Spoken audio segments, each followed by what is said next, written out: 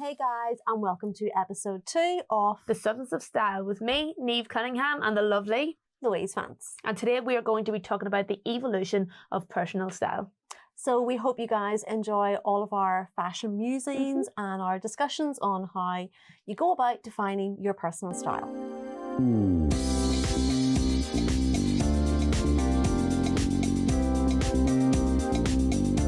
Today we're going to talk about personal trends and the evolution of your personal style. So where your style began and how it's developed and what has influenced that development. So what would be your definition of personal style? I think for me, personal style has always been about an interpretation of who I am as a person. So for me, it's about not only just clothes that I love, but also kind of the language of clothes and how what I wear communicates the kind of person I am, that'll be the how same with I'm me. feeling, and just it's an artistic way for me to express myself. But you know, just as we express ourselves through our body language and the way that we interrelate with people, I think I very much do the same thing with what I'm wearing as well. Yeah, I think I spoke about it last week, but how I kind of decide what I'm wearing in my own personal style is who do I want to be that day and what do I want to portray, and you know, am I feeling like a boss lady today, or you know, am I going for something a bit more comfortable? And it does change depending on your mood and you know the emotional value of that. I know for me, when it comes to my personal style, sometimes I'll wake up in the morning and just be like, I really want to wear those fabulous boots. Yeah. I'm in the mood to wear those fabulous boots or an amazing pair of sandals, and I will literally style my entire outfit for that day around those boots or around those sandals or around the bag that I'm kind of currently crushing over. And, you know, personal style, I think, can come about in lots of different ways, but ultimately it should be about wearing stuff that makes you happy and, you know, really kind of elevates your mood as well. I get like that, like whenever I think of a pair of I get like that whenever I think of a pair of boots, like, oh, I can't wait to wear these because I feel amazing in them. Like that is my favourite thing. Whenever I put my red mango boots on, they're like cowboy boots. You had them on at our last meeting. Yeah. So gorgeous. Like they're just, whenever I put them on, I'm like, I'm ready to take on any person that comes my way today. And I'm having that emotional response is amazing. Well, I think, it's so true when it comes to what you wear, because I know for me professionally, if I'm walking into a business meeting and I am wearing a really well cut, really well tailored suit, I will feel like I am portraying an image of somebody that is confident, well put together, knows what they're doing, and I immediately feel like I'm going in there ready to rock and roll. Yeah. When we were younger, we were influenced by maybe celebrities wearing these things, and there's so many other things that are out there that influence how we dress ourselves. There's trends. There's like obviously seeing the fashion shows during fashion month, the runways, the collections. Like back in the day. I'm so old. And she's old, like so old. But like, you know, back in the day, aka pre-internet. Yeah, pre-internet. Before I was around then too, you know. Yeah. Pre-social media. It's probably a better way of putting it. Social media, where did you get your influence from? Like celebrities, it was maybe magazines or like things like, I don't know, like Top of the Pops or something. Whenever I was first starting off in my style journey, it was very much focused on magazines. So I would buy the likes of, Vogue was my fashion bible. Yeah. I would look at what was seen on the catwalk. Then I would look at how Vogue would reinterpret that in their editorial shoots. Yeah. And that's where I kind of got a lot of inspiration from. And to an extent, celebrity magazine, the likes of OK, Hello, Heat. Yeah. And you would get, you know, influences in that way as well. But the thing is, you spoke about like obviously Vogue influencing, but how would you even think about getting something? How did you get that on the high street? How did you create that? Because like I'm guessing like a while ago it was harder to get the trends than it is now. So difficult. I think these days with fast fashion, we kind of take it for granted that what we see on the catwalk will be replicated in the high street in super fast time. And certainly when I was in my teenage years, it was much, much more difficult. The high street was much slower to respond. And also I think there was a mentality of people who dressed on the high street weren't as fashion forward and didn't necessarily want these editorial trend-led pieces. So a lot of the high street shops were actually relatively safe in what they were producing. So I would watch a show and I would maybe see an amazing pair of leather leggings and go, I really want a pair of leather leggings.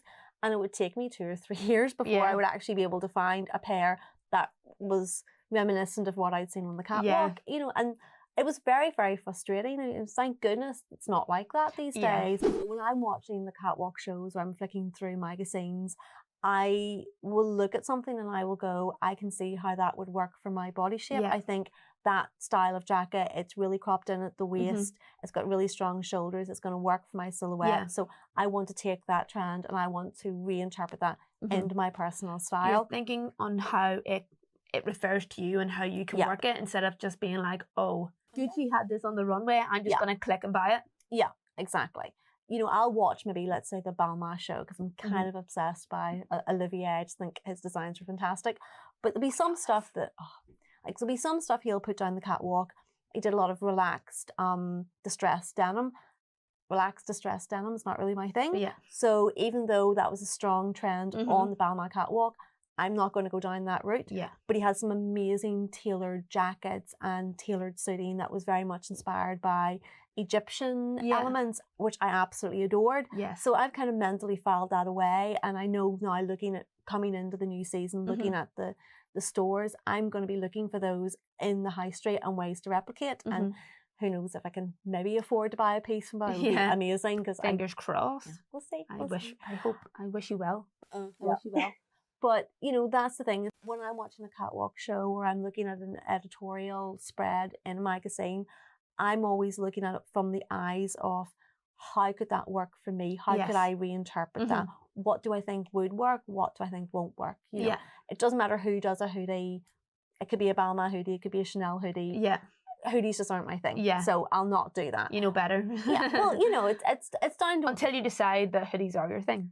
Yeah, exactly. Who knows? You know, maybe someday, you know, Chanel onesie could happen. Imagine. I'd pay to see that. So, but for me, certainly with the trends, it's about constantly how I can reinterpret that to fit with my personal style and being inspired by those things. Sometimes take chances with my style as well. So what advice would we actually give to anyone who's trying to define their own style? What would we say? I think from my perspective, I would say it's about your emotive reaction to clothes. So to kind of unpack that, it's about discovering what you love and what makes your heart sing. So it's you know, looking at magazines and Instagram and, you know, even people around you. And I remember seeing women in the street and just going, oh my goodness, like most amazing shoes or a fabulous handbag, or I love that suit. And it's just look and see what you actually love, what you find is attractive to you. And generally speaking, what you love will probably be your personal style. Whenever you wear something and you look in the mirror and you're like, I look good in this today, I feel good in this today. Yeah. That is what fashion is basically about. And I've worn plenty of questionable outfits that my friends are like, what are you wearing? And I'm like, my outfit's amazing. I feel amazing in it. And that's the most important thing, is that you feel amazing in it. Like one thing that I take, like I'm like that, like I take so much inspiration around me. And it's just these random wee things you get inspiration from. Even Instagram, like fair enough, it's easy to go down the rabbit hole when it comes to Instagram. But there's so many amazing ways that people sell things, especially even, it's not necessarily even stylists or bloggers, just people that you follow on Instagram or on the Explore page that are just sharing something. And it's just like, oh, I never thought to, you know, wear that in that way. Yeah, and then you interpret that into your own style. You mightn't necessarily have the same items of clothing, but you make it happen with the wardrobe that you have. And next thing you know, you're like wearing granny cardigans, and it's amazing because you can just see like where you came from and where you are now. It's an amazing transformation, really. Yeah, it's not something that you should have to force. You know, give yourself breathing space and time to develop that. You know, you're not going to necessarily know overnight what's going to work. You know, I think as well when it comes to personal style, you know, don't be afraid to make mistakes. You know, even somebody like myself who had a very clearly defined sense of style from an early age, there are still lots of really bad outfits littered through my past. And I'm sure it will happen again in the future, you know, and that's not something to be ashamed of or to feel that there's anything wrong with that, because we all do that in our style journey. There is no right or wrong. There's no right or wrong answer. It's what you feel awesome in. Fashion is experimental. It's subjective, and it can work really in any kind of way. It's a constant evolution, just as fashion trends will evolve and change from season to season. That's also the same case with your personal style. You know, I'm relatively conservative in terms of what I wear, but sometimes I will go completely left field and do something that's completely unusual for me, but yet seems to fit perfectly with my personal style. You know, perfect example is I wore a neon leopard print skirt suit, which sounds mental, but oh my word, it's one of my favorite outfits. Yeah. But it works so well for me because it's actually a really, really neatly tailored cropped jacket, which is very me, neatly tailored cropped skirts, which again is very me because it's so tailored. Yeah. But the left field element is the neon leopard print, which is totally different for me, but it works. Like, we all change and we all evolve, experiences change, and you'll find that the things that influence you now are entirely different from what influenced you 6 months ago, and that in turn can affect your personal style and should affect your personal style. You know, we're all on this style journey together. Yeah, exactly. And it should be embraced and enjoyed, and never ever judge yourself harshly with it or judge anybody else. I know for me personally, with my style journey, I've always been somebody that was very heavily influenced by what I was seeing on the catwalks and very much following that side of fashion. So I can't wait for the upcoming shows. I mean, I cannot wait to see what's happening for Autumn Winter 19. So excited. And everyone's going to be super lucky that we are going to be watching all of them and giving you guys our thoughts on basically what the collections are going to be like and how maybe, you know, they're going to influence the high street. So we'll be doing like a full Fashion Month podcast on YouTube for everyone, which is probably going to get really interesting and controversial because we do have two different senses of style, and we know what we like, so it's going to be interesting. Yeah, and just kind of, you know, decoding it and deconstructing it a bit, because the fashion shows can be a little bit daunting. You know, you're looking at the stuff coming down the catwalk and how it's been styled, and sometimes that isn't necessarily completely relatable to everyday fashion. So it's kind of unpicking that and kind of looking at it and going, you know, how relatable is this? How can we reinterpret this in a way that works every day? And just kind of really discussing our opinions of, you know, the directions that the designers are going in, the directions that the fashion houses are going in, whether it's more about who is leading the fashion house or the DNA of the brand that affects the clothes that are being put down the catwalk. There's so much scope and so many things for us to discuss, and I cannot wait. They're going to be like extra long as it comes from like the history of fashion and also like how it's interpreted in a modern age, and there's actually going to be so much we can actually talk about. Yeah, and I think we both are coming from completely different perspectives and angles on it as well. So expect us to